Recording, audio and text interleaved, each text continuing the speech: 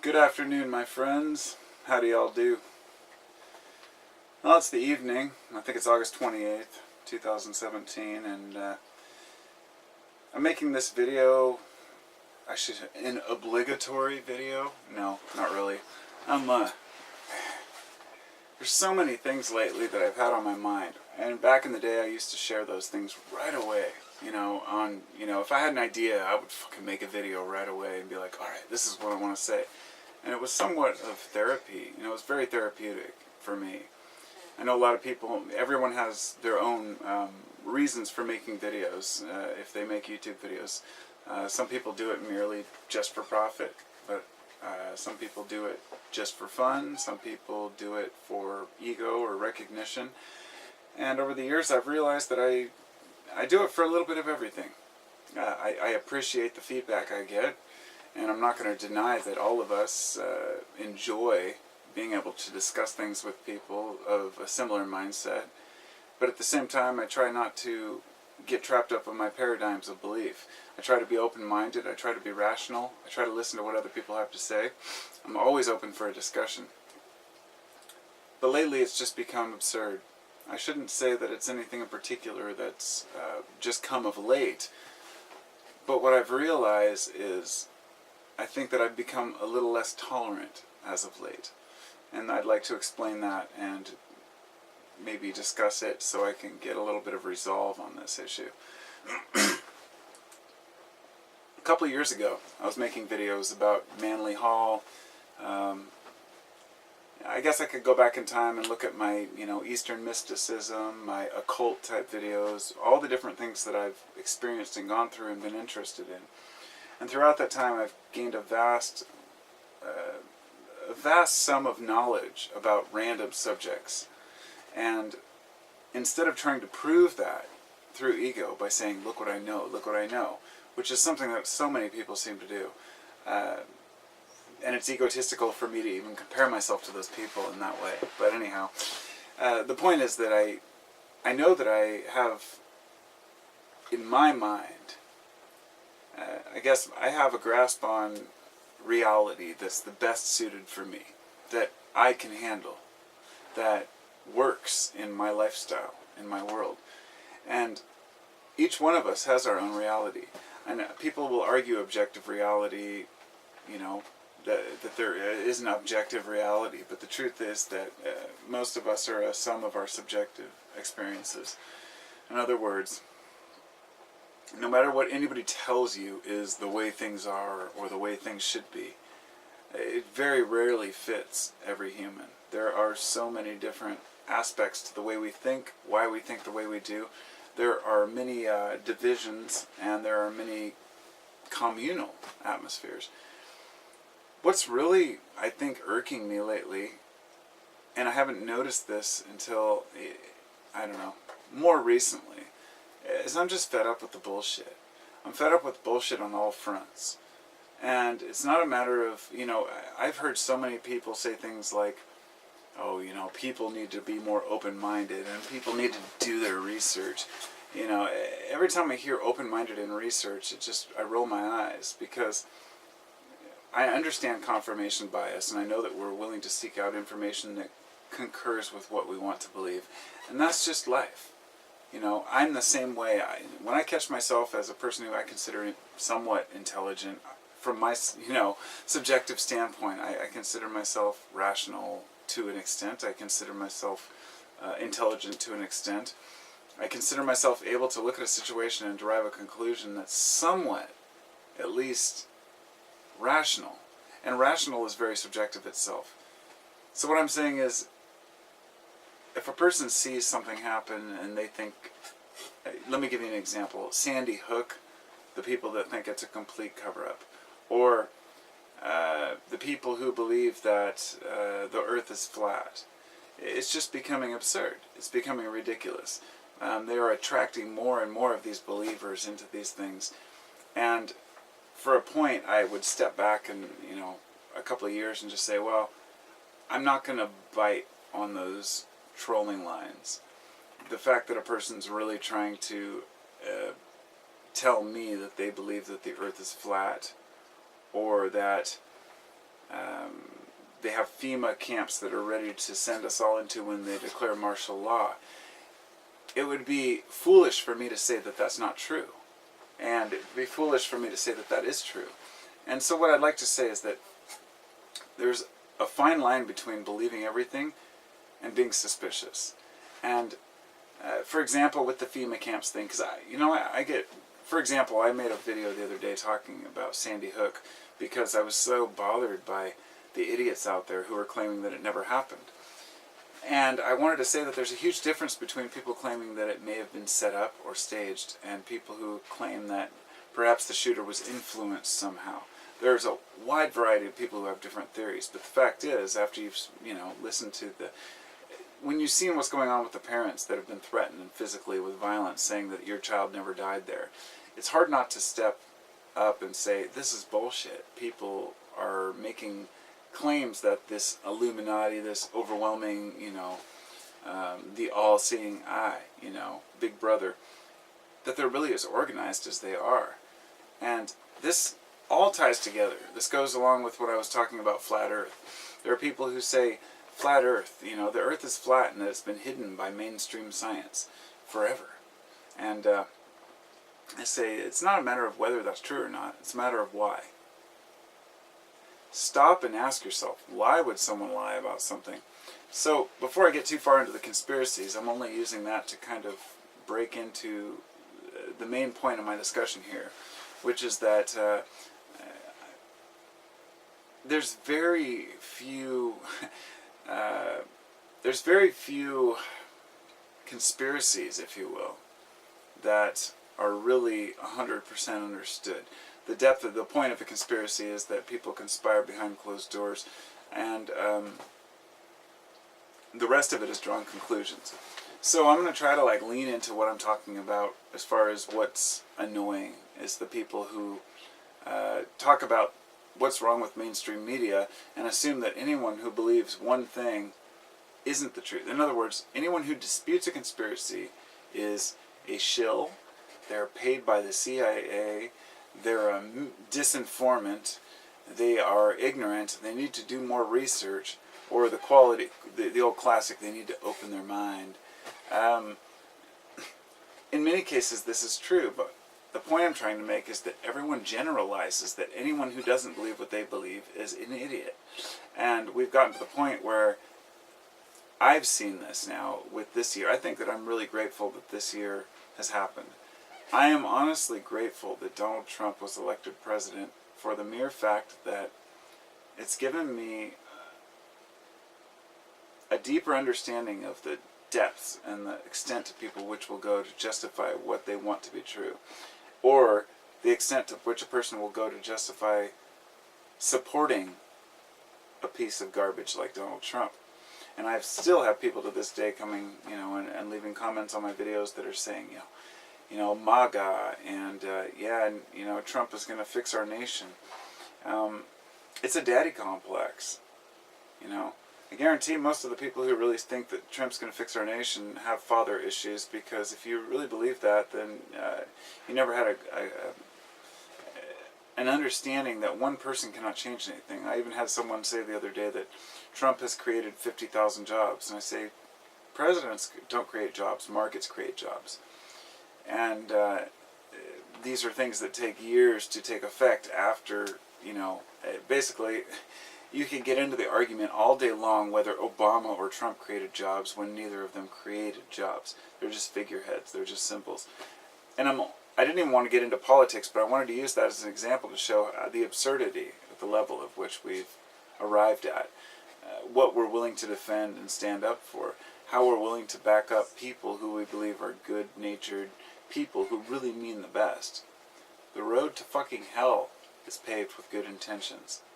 And that's all I can say about the people who say, well, Trump wants to fix this country. Say, yeah, well, a lot of people want things, but you have to have intellect and awareness to be able to do that. But more, you have to have humility and understanding.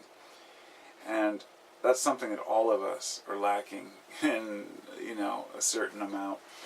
But even though I'm sitting here rambling, I really wanted to make the point that really what this video is trying to confirm, or not confirm, but confer, that's what I meant, is that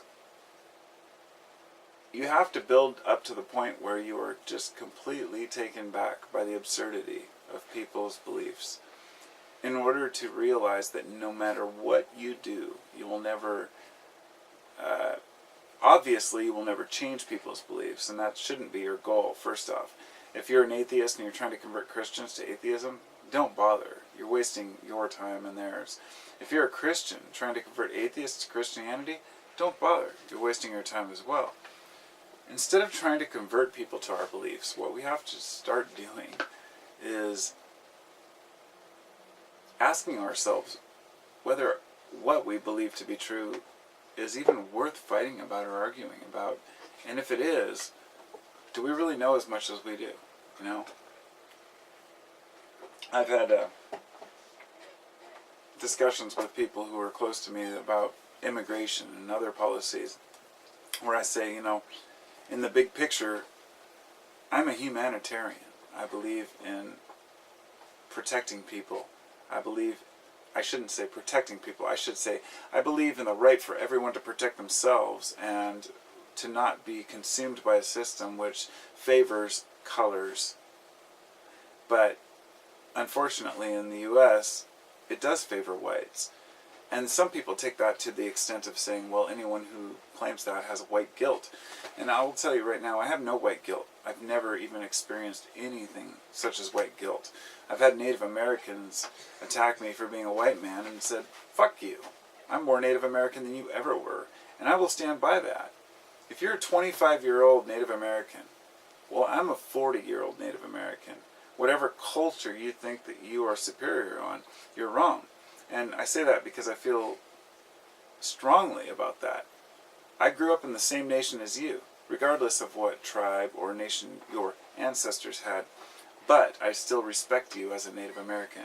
I want to make that clear. I'm not disrespecting Native Americans. In fact, I very highly revere their cultures. And I know a lot of people don't. They just call them gambling drunks. And I say, well, you know, what do you expect when you have the white man taking land and, you know, putting people on these little communes and only giving them the right to consume things which the state won't allow, alcohol or gambling, and that's how they had to make their money. I know this seems shallow in some ways, like I'm generalizing and maybe putting a wider picture on things that, but what I'm trying to say is that things are complicated. People are complicated. We, just because you are native blood doesn't mean anything more than if you're black or white or Asian or Mexican. We're all just people, and we're starting to come out of this, not just nationalism, but culturalism. In fact, let me give you an example. And what I'm trying to kind of convey here is that a Native American may shame, let's say, a white man for saying, why do you worship a flag? Why do you worship the stars and stripes of a nation that, you know, took their land, or that means nothing to, you know, the Native Americans? And the white guy says, well, this is my culture. This is all I know. This is what I grew up with. This is my culture, America. I know this may seem disrespectful. It's really hard to convey this. I'm not disrespecting any cultures. I'm saying I'm disrespecting all cultures, and saying that if you want to earn respect, you have to earn it by your quality of action, not your color. This goes for whites, it goes for Mexicans, blacks, Asians. I don't care. I'm unforgiving when it comes to that, because color of skin doesn't mean anything to me. Since I don't have white guilt, I don't have to use terms like N-word or be... And I don't mean nigger, I mean saying N-word instead, because you're afraid to say a word that others say, well, that's a black word. No. There are no limits to what a person can say, as long as they're doing it in a respectful manner, and somebody will always be offended. And perhaps that's another aspect of this. People are just too offended about everything. PC culture has made us scared to say anything because people are afraid of being taken the wrong way. Fuck PC culture, and it goes for both sides, I think that the lift of the ban on words, if you will, metaphorically, the idea that people now are saying how they truly feel. And the internet has been a major part in that, major catalyst in the change of people revealing how they truly feel. Because of this, we've seen that there's a lot more racism than we realized. We've seen that there's a lot more ignorance than we realize, and a lot more denial, a lot more misunderstandings, and most of all, a lot more people who are unwilling to look at any evidence whatsoever if it conflicts with their current paradigm of what they want to believe. And that's the crux of my discussion here. The main point of this video is to say that no matter what people want to convey, no matter what they want to educate others with, if the person's not open to the discussion, they're not going to gain anything from it. And telling someone, well, marching with torches in the street, and calling yourself a white nationalist is racist, and the person says, oh, we're not racists, we're just trying to protect our nation. These are the kind of things where I just have to call complete bullshit. If you're willing to march in the streets with tiki torches in the middle of the night and call yourself a white nationalist, as far as I'm concerned, you're a fucking moron. And I'm not afraid to offend people because of that. I've seen the people who are involved in these things, people who drive hundreds of miles to, march to protect a statue, for example. What's happening in this country right now is what's needed to happen for a long time. It's like I was discussing this with someone close to me, that we don't see eye to eye on issues. They were saying, well, what a bunch of idiots going down and tearing down the statue of General Lee. They're tearing down our history. And I said, no, they're not. They're tearing down a statue. A statue means nothing. But what it does stand for is hatred and racism. And since very few people probably gain major pleasure from that statue, I can guarantee many people will gain pleasure from seeing it torn down because of what it represents to them. And trying to defend it as saying that its heritage is one thing, but the fact that so many people are actively seeking to, turn the tables, if you will. Let me get right off the bat, I'm not an extreme liberal, and I don't believe that, I'm not the kind of guy who supports all these tactics where people go out and commit violent acts, but I see where the world's going, and I'm realistic, and I know, and I've observed other nations, and I know where we're headed. And it's a matter of people are finally frustrated enough to fight for what's right, and not just step back and say, well, I'll just be tolerant of your views. They might be rational, but they might not, but I'll give you the chance to speak your mind. And what's happening is now, what I'd like to finalize this with, people talking about, a good example would be at universities, where, say, right-wing morons are upset because they can't speak, because they say that their free speech is being suppressed by these colleges that won't let them speak on campus, or they won't let them congregate. And it made me really think about what the freedom of speech means. And I say, you are free to say whatever you want, but people don't. People are also free to not have to listen, and not have to host you, and not have to listen to your bullshit. If you want to speak propaganda and people omit you from their property, I'm totally cool with that. That shows that we as a society stand for more than just, it's not about free speech. You can say what you want. It's a matter of those people wanting the platform to say it from.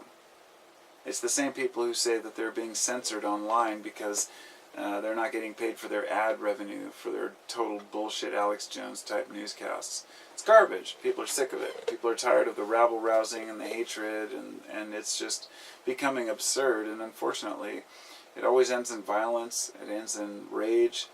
I won't partake in the violence, but I'm not going to say that I deny that it's a necessity, because people need to see people are really upset. Give you an example, liberals were called a bunch of weenie pussies for years. Oh, the liberals, they're just a bunch of pussies. What the fuck happened in the last 6 months where all of a sudden the liberals are violent, angry people? And that they're totally overly outspoken. Society kind of pushes the envelope on what is real and what's not. What I see is not a group of liberals who have like-minded nor a group of conservatives that are like-minded, but a group of people who all have their individual interests and work together because they want to see things change. And it just becomes tiring to argue and discuss things with people. It's just absurd when people have, and that's why I brought up the flat earth thing. Like when a person's trying to say, you should really do your research. The earth is flat. We never went to the moon. That's a perfect example of what I'm talking about. Maybe we didn't go to the moon, but it doesn't mean the earth is flat. These are fallacies. And people have to be aware of the fallacies that are being presented to them because it's bullshit. A person says that anybody who doesn't believe in this conspiracy must be a paid disinformant, they must be an idiot, they must need to do their research. There's no middle ground where people can say, hey, why do you believe this? It's a matter of, I believe this, you should believe it too. And I think it's bullshit. So, I'm speaking out because I would like other people to speak out. If you're in your workplace, and I've lost, when I was working for this one guy, I remember we got into a political discussion one day, and I disagreed with him strongly, and I made it known. I didn't get hired back after that. And another time I got fired from my politics about something else. But you know what? I stand by what I believe. I stand by what I think is right. And as long as we are allowing other people to dictate, what we think is funny. An example is if you're sitting on a construction crew and you're working with 10 other guys and everybody goes out to lunch and one guy tells a joke about, hey, and he makes some racist joke. And people laugh along. What are the likelihood that one guy's going to stand up and say, hey, that's messed up? Not very good. Even if half the people don't agree, they're not going to say anything because they're afraid that all the other guys are going to speak. And that's groupthink. That's Orwellian. That's 1984. And that's exactly where the fuck we're at right now. Groupthink. So start thinking as a fucking individual. And man up, woman up, or it up, whatever you may be. To speak how you feel, but not just because you want it to be true, but because you know what's right. You feel what's right. And no amount of explaining is going to convince others that you're right. And that shouldn't be your goal. Nor is any amount of explaining to other people or fighting back going to change their minds. It's a matter of, it's not us against them. It's often us against ourselves. And we do the best to understand where we're coming from. And amidst all that, here we are on Earth and we don't know a goddamn thing about where we came from. So we create delusions and on and on and on. Most of us just want to live a decent life while we're here. So I hope you all have a fucking awesome life. Pardon my language. Talk to y'all later. Have a good one.